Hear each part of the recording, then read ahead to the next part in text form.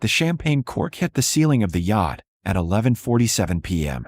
I watched from the marina parking lot, phone in hand, as Cameron raised his glass to the woman in the red bikini. Not me. Never me anymore. My lawyer's text glowed in the darkness. Papers filed. Transfer complete. You own everything now. I typed back. Let them party. Tomorrow morning, they'll understand. But let me back up. 3 months earlier. That's when I found the first receipt. 3 months earlier, the American Express bill arrived on a Tuesday. I opened it at our kitchen island. The Carrara marble one Cameron had insisted we install because important men have important kitchens. $47,000 in charges I didn't recognize. Cartier. Four Seasons Maui. A jewelry store in Paris I'd never heard of. I'd been in Milwaukee that week. At my mother's bedside while she recovered from a stroke. Sleeping in a hospital chair. Eating vending machine dinners. Cameron had been closing a deal in New York. Apparently, the deal wore size 2 Louboutins. I sat there, holding that bill, wearing the same Northwestern sweatshirt I'd had since college. My wedding ring, a modest solitaire I'd chosen myself, felt heavy. The front door opened. Cameron, tanned and loose-limbed, dropped his to-me bag in the foyer. "Babe, God, I missed you." He kissed my cheek. His cologne was different. "Sweeter. How's your ma?" "Better. Talking again." I set down the bill. "How was New York?" "Exhausting. Back-to-back meetings. I barely slept." He grabbed a Pellegrino from the fridge. "But we landed the Morrison account. 12 million. Your husband's a closer." My husband. The man I'd met in grad school, when he was getting his MBA, and I was finishing my PhD in economics. Back when we split pizza and studied in the library until dawn. Before he learned his grandfather's trust fund would mature when he turned 35. Before money turned him into this. "Cameron." I pushed the bill across the marble. "What's this?" He glanced at it. Shrugged. "Business expenses. Client entertainment. $47,000 of client entertainment in 1 week. The Morrison deal is worth 12 million, Natalie. You have to spend money to make money." I thought an economist would understand that. The condescension in his voice was new. Or maybe not new. Maybe I'd just started hearing it. "Who's Amberchun?" He froze, Pellegrino halfway to his mouth. "What?" Cartier sent a thank you card. "For the bracelet Mr. Cameron Price purchased for Ms. Amberchun." I pulled it from my pocket. "Seems personal for a client. She's a marketing consultant. She helped with the pitch. A $15,000 bracelet seems generous." "Natalie." He set down the bottle. "Are you really going to nickel and dime me? After I just landed the biggest deal of my career? This is what success looks like. If you can't handle it, maybe what?" His jaw tightened. "Maybe you should focus on your own career instead of auditing mine." My own career. The tenure-track position I'd turned down at Stanford because Cameron's opportunities were in Chicago. The book manuscript I'd abandoned because he needed me at networking dinners. The consulting clients I'd stopped taking because he said it looked desperate. I'd made myself smaller to make room for his ambition. "I'm going to bed," I said quietly. "Natalie," but I was already walking away. I hired a private investigator the next morning. Her name was Diane Shun, no relation to Amber, she assured me. She had kind eyes and a no-nonsense handshake. "Retainer is $5,000. I'll need access to his credit cards, his schedule, his phone records if he can get them." "I can get them." I'd been managing our finances for 8 years. Cameron never looked at the statements. He just spent. "Most wives don't want to know," Diane said. "Are you sure?" I thought about the hospital chair. The vending machine dinners. Cameron's text the night of my mom's stroke. "Can't make it. Swamped." "You understand." "I'm sure." The photos arrived 2 weeks later. Cameron and Amber at Alinea, at the Peninsula Hotel, at a private box at the United Center. In every shot, his hand was on her waist, her back, her thigh. In some, they were kissing. The final photo was dated 3 days ago. My mother's funeral. Cameron had said he had an unmissable meeting. He'd been at a spa in Lake Geneva. Couples massage. Couples suite. I sat in Diane's office, looking at those photos, feeling nothing. The hurt had burned itself out. What remained was clarity. Cold, perfect clarity. "I need you to keep watching," I said. "Document everything. Every hotel. Every charge. Every moment." "For the divorce?" "For leverage." Diane nodded slowly. "There's something else you should know. I ran a background check on Amberchun. She's been linked to 3 other married men in the past 5 years. Always wealthy. always ended with substantial gifts before they left their wives. She's a professional. That's one word for it. I gathered the photos. Keep digging. I want to know everything about her. Everything about what Cameron's been doing. Every lie. Natalie. Diane leaned forward. Whatever you're planning, be careful. Men like Cameron don't like losing control. He already lost control. I stood. He just doesn't know it yet. Because here's what Cameron didn't know. That trust fund he was waiting for, the one maturing in 6 months when he turned 35, his grandfather had left it to both of us, jointly. A wedding gift. $28 million, contingent on marriage. And thanks to a clause Cameron had never bothered to read, either spouse could petition for early release under extraordinary circumstances. Adultery qualified. I'd already filed the paperwork. The trust administrator called on a Friday. Harold Whitmore, 72, with a voice like old money and new suspicion. Mrs. Price, your petition for early distribution has been noted. I was in my office, the tiny study Cameron called my hobby room. PhD diploma on the wall. Books on behavioral economics stacked to the ceiling. The life I'd paused. I provided all necessary documentation, Mr. Whitmore. Photographs of adultery. Credit card statements. A private investigator's report. He cleared his throat.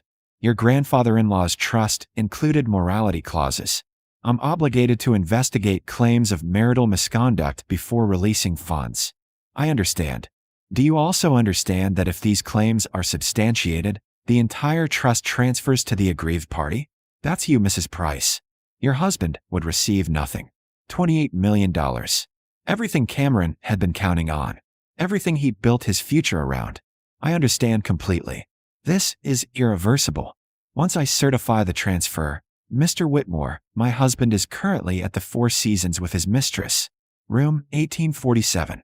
They're registered under the name Mr. and Mrs. Anderson. The reservation was made with our Joy credit card. Would you like me to send you the statement? Silence. Then, that won't be necessary. I'll begin the formal review process. This typically takes 60 days. Thank you. After we hung up, I pulled up Cameron's location on our shared Find My Friends app. He still hadn't thought to turn it off. Still assumed I was too trusting, too meek, too devoted to check. For Seasons. Just like I'd said. I texted Diane, continue surveillance. I need documentation for the next 8 weeks. Everything. Her reply came instantly, already on it. He just ordered champagne. $800 bottle. Want the receipt? Keep them all. Cameron came home Sunday night smelling like hotel soap and lies. I was in the kitchen, making tea, wearing my reading glasses and an old cardigan, playing the part he expected. Hey, babe. He kissed the top of my head. Sorry I was out of touch. The Morrison follow-up meetings ran long. On a weekend? These guys work 24/7. If I want the next deal, I have to keep pace. He loosened his tie. Hermes. I'd given it to him for Christmas. What did you do? Read. Graded some papers. I still did adjunct work at Northwestern. Taught one seminar. Kept my CV alive. You should relax more. Enjoy life. He grabbed a beer. 6 more months until the trust matures. Then we can really start living. I'm thinking we buy a place in Aspen. Maybe a boat. As if he planned to keep me around for that. That sounds nice, I said softly. He patted my shoulder. That's my girl. Always so understanding. I watched him walk away, beer in hand, towards the media room and his Sunday night football. My phone buzzed. Harold Whitmore. Mrs. Price, after preliminary review, your claims appear substantiated. I'm accelerating the investigation timeline. We'll need to schedule a formal hearing with both parties present. Does Mr. Price know about this petition? I typed back. Not yet. I'll inform him after the hearing is scheduled. You're entitled to legal representation. I suggest you retain counsel. Already done. My lawyer's name was Margaret Voss. 60 years old. Partner at Chicago's most prestigious family law firm. Reputation like a guillotine. She'd looked at my evidence and smiled. This is the cleanest case I've seen in 30 years. He's handed you everything. I want him to have nothing, I'd said. Then let's make sure that's exactly what he gets. The hearing was scheduled for October 15th, 8 weeks away. I marked it on my calendar in red ink. Cameron noticed the date circled when he was looking for our anniversary, which he'd forgotten, naturally. What's October 15th? Doctor's appointment, I lied. Just a checkup. He nodded, already losing interest. Cool. Hey, I'm going to that conference in Miami next week. 3 days. Morrison wants me to meet some potential investors. Miami, where Amber had posted Instagram stories from a girls' trip. Have a good time, I said. Diane's photos from Miami arrived daily. Cameron and Amber at South Beach. At a yacht party. At a private villa in Coral Gables. In one photo, Amber wore a diamond necklace that showed up on our Amex 2 days later. $32,000. I forwarded everything to Margaret and Harold.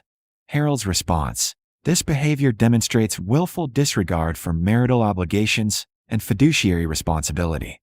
The trust will be transferred in full to you, Mrs. Price. Effective immediately following the hearing. Margaret's response: he's making this too easy. Men always do. September slipped into October. Cameron grew more distracted, more absent, more careless. Charged flowers to our account. Delivered to Amber's apartment. Booked weekend trips. Stopped pretending the late nights were about work. I watched it all with the detached interest of a researcher observing data. My mother called one evening.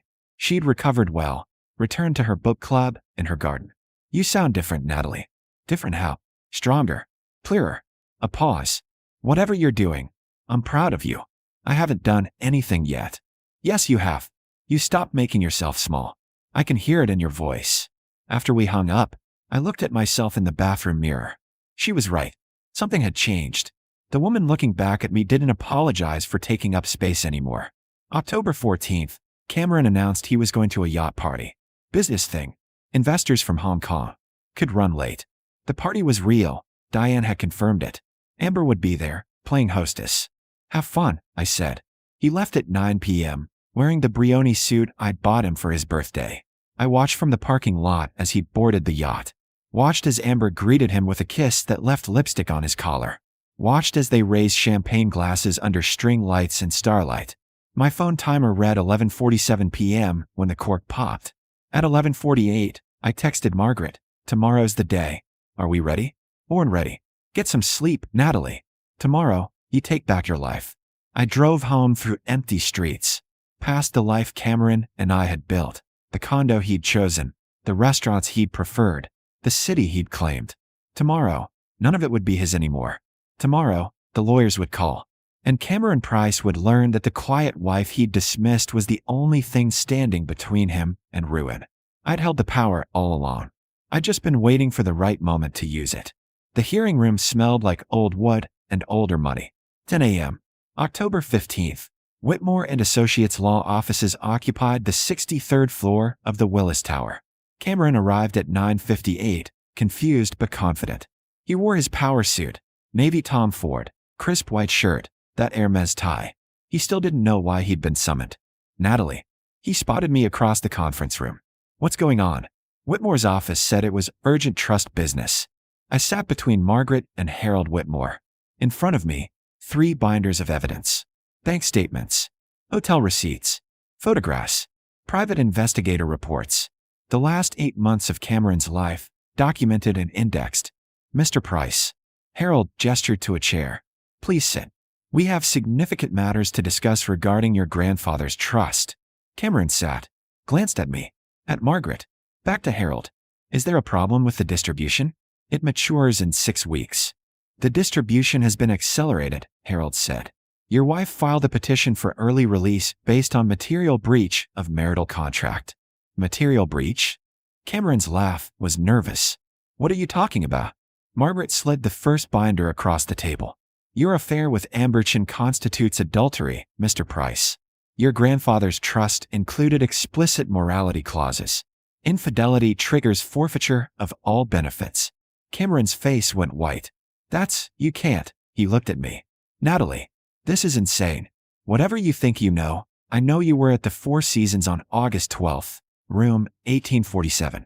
I know you spent $47,000 in 1 week on gifts and hotels for your mistress. I know you missed my mother's funeral to get a couple's massage in Lake Geneva. My voice was steady, clinical. I know everything, Cameron. He grabbed the binder, flipped through pages of damning evidence. His hands shook. This is a setup. You're trying to steal my inheritance. It's not your inheritance anymore, Harold said. Per the trust's terms, when one spouse commits adultery, all assets transfer to the aggrieved party. As of 9 a.m. this morning, Natalie Claire Price is the sole beneficiary of the Whitmore Price Family Trust. No. Cameron stood. No. That money is mine. My grandfather left it to me. He left it to your marriage, Margaret corrected. You destroyed your marriage. You destroyed your claim. Cameron's face twisted. You vindictive bitch. You're punishing me because I outgrew you. Because I wanted more than some mousy academic who, Mr. Price. Harold's voice cut like ice. I suggest you speak respectfully or leave these proceedings. Respectfully? Cameron slammed his hands on the table. She's stealing $28 million. You spent $180,000 on your mistress in 8 months, I said quietly. Using marital funds. That's embezzlement, Cameron. Margaret could have you prosecuted. But we won't, Margaret added. Because you're going to sign the final distribution papers. You're going to accept the divorce settlement we've prepared, which is generous, considering, and you're going to walk away quietly. Cameron sank back into his chair. What settlement? $50,000. Your personal possessions. Your car. Margaret pushed papers toward him. Everything else, the condo, the investments, the trust, goes to Natalie. $50,000? I can't live on that. You should have thought about that before the yacht party last night.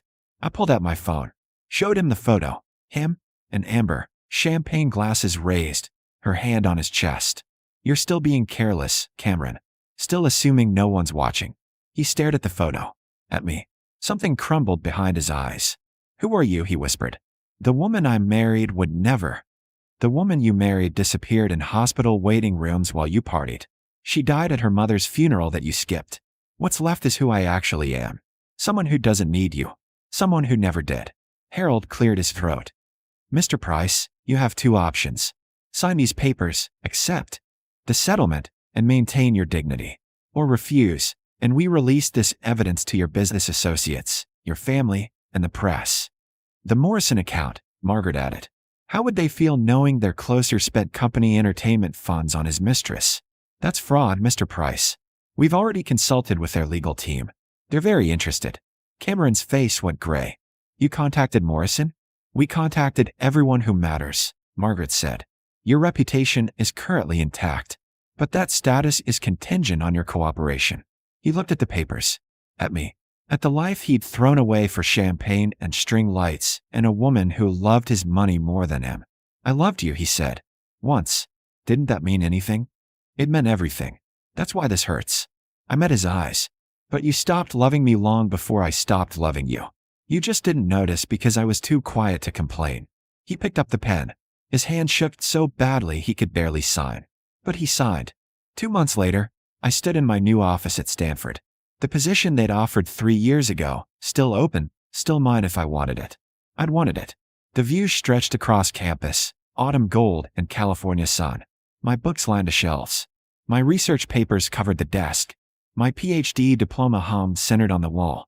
My mother called as I was unpacking. How's the new office? Perfect. Quiet. Mine. And Cameron? Last I heard, he's selling insurance. Amber left him when the money ran out. He's living with a roommate in Wrigleyville. Good. Her voice was fierce. He deserves worse. He got what he earned. I set a photo on my desk, me and my mom, taken at her recovery celebration. Both of us smiling. Both of us free. I'm not angry anymore. I'm just glad I'm here. Your father would be proud. He always said you were the smartest person in any room. After we hung up, I opened my laptop. Started drafting my new research proposal, The Economics of Self-Worth, How Women Devalue Their Labor in Marriage. I had 28 million reasons to explore that topic. The money sat in investment accounts, managed by advisors I'd chosen. Most of it would fund research, scholarships, programs for women leaving bad marriages. Some would fund my life. This office, this freedom, this future I'd almost traded away. My phone buzzed. Harold Whitmore. Mrs. Price, final paperwork is complete. The trust is fully transferred. Congratulations on your new beginning. I smiled. Type back. Thank you for everything. And Harold? It's Dr. Price now. I'm using my maiden name professionally. Of course. Best of luck, Dr. Price. I set down my phone. Looked at that California sun. Cameron had wanted me small. Quiet. Grateful for scraps from his table. Instead, I'd taken the whole table. I'd played the long game. Documented everything. built my case, waited for the perfect moment. While he partied with his mistress, I transferred the family trust. While he spent our money on champagne, I'd spent it on lawyers who knew how to win. The quiet wife he'd dismissed had been the smartest person in the room all along. She'd just been waiting for him to hang himself with his own rope. And when he finally did, she'd taken everything he thought was his and built something better. The revenge wasn't in his poverty, though that was satisfying. It was in this. I'd reclaimed myself. The tenure track position. The research I loved.